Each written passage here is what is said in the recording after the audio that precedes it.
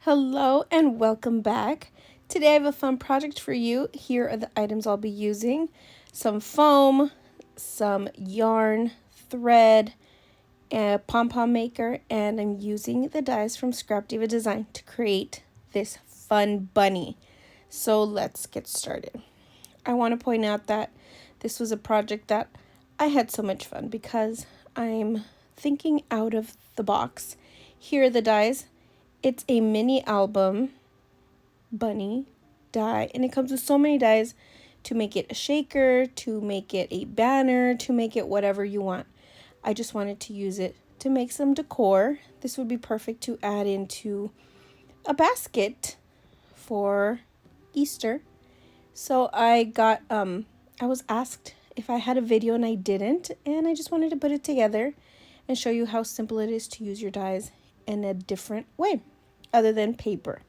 So this white felt, I'm using that for the bunny. It's a little bit wrinkly, but it's still going to work. And I'm using the bow die in teal. And of course the eyes and little nose with pink. I'm using this giant fluff ball that I got at Dollar Tree, a pom-pom maker to make, I already made the pom-pom, to add the tail, and some green crochet thread to sew the bunny together. I'm running my items through my die cut machine. There we go. I did have to run it a couple of times because my felt is a little bit hard-headed and I didn't want to cut. But once I got everything cut, I put this together really easy. I'm setting the pom-pom aside. I'm not going to thread it or sew it on the back yet because as you can see, the felt that I just cut, the bunny is a little bit on the thicker side. So once I do sew it, hand sew all together and stuff it up with that fluff, pillow fluff, you can see that he kind of gets a little bit taller and thinner. And I'm just going to wait, and it's super easy to sew on the pom-pom as the tail.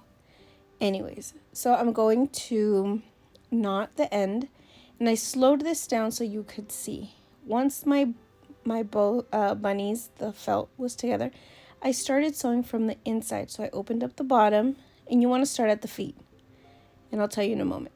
Then I kind of hid that knot, and I went over it, and I'm just sewing on one side. So poke it through, pull it out, and then I poke on the same side. I sew again on the same side. There we go. And I just go all the way around. Here I'm going to fast forward it. And I'm starting at the feet just because it's going to be easier to stuff on the wider side versus stuffing it through the ears. That was a mistake I made sewing something else, and I've learned my lesson. So stuff from the bottom, especially if it has bunny ears. I went all the way around the entire bunny, just sewing away, and I sat and watched something on my tablet. Here is the bunny, as I said before, stuffing it from the feet, and there we go. It's easier. I had a bone folder or a pencil on the side, I think, just in case I needed to get into the ears with that fluff, but my nails, they did the trick. It was pretty easy. So once the ears are nice and fluffed, I kind of wanted it to not be so stuffed because it does get a little bit wide, and then it wouldn't have matched the first bunny I made. So that's pretty much why I didn't stuff it all the way. I kind of spread it around, and then once I got closer to the feet, I stuffed it into one of the feet. I slid it over, and then I'm going to go back and sew a little bit and then add in some more fluff on the foot that is kind of open. Like I said, this is a fun, relaxing project. If you don't like sewing the ends like this is a perfect way to kind of do an introduction. I love that I was able to use the dies other than paper, and it was so much fun just to create this little bunny. I wanted it to match the other one that I had previously done with the gold bow, and they would look great in my decor since I have those colors. Obviously, I love teal or green, as you can tell, by my sweater and my bracelet. So let's get to this bunny tail.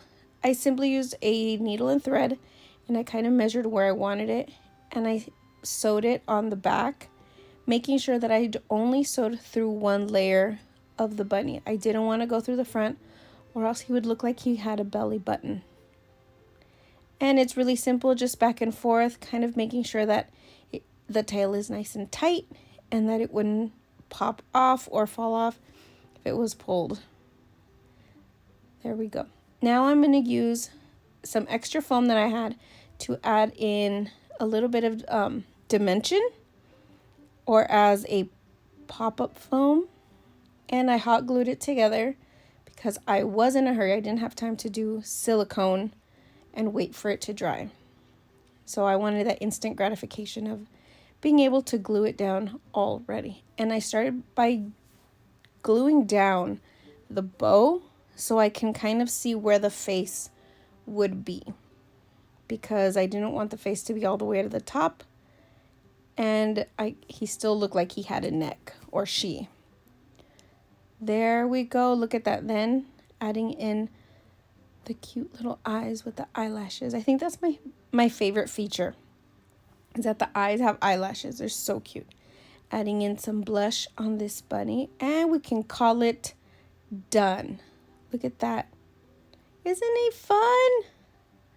Super adorable, and great way to use up those dies. I'm sure that if you have bigger dies, you can create a lot more, you know, with making stuffed little friends. Look at this. I know ScrapDiva has a bow and she has flowers like a tulip.